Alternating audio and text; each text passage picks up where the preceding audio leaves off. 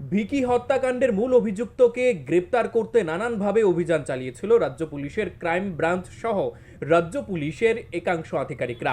ভিকি হত্যাকাণ্ডের মূল অভিযুক্ত রাজু বর্মনকে বৃহস্পতিবার রাজ্যে আনা হয়। পশ্চিম জেলার অতিরিক্ত police super Chiranjib Chakraborty, SDPO NCC Subrata Barman, airport থানার ওসি অভিজিৎ মণ্ডল সহ বিশাল পুলিশ বাহিনীকে নিয়ে রাজু বর্মনকে নিয়ে আসা হয় বিমানবন্দর থেকে আগরতলার উদ্দেশ্যে। ভারতরত্ন সংঘের প্রাক্তন সম্পাদক দুর্গাপ্রসন্ন দেব ওরফে ভিকি হত্যাকাণ্ডের মূল অভিযুক্ত রাজু বর্মনকে আসামের কামরূপ জেলার বকুল থানার অন্তর্গত ছাতাবাড়ি এলাকা থেকে গ্রেফতার করে রাজ্য আসাম থেকে ট্রানজিট বিমানে বৃহস্পতিবার আগরতলায় নিয়ে আসা হয় অভিযুক্তকে। শাস্তি হয়, ওর ফাঁসি চাই আমরা।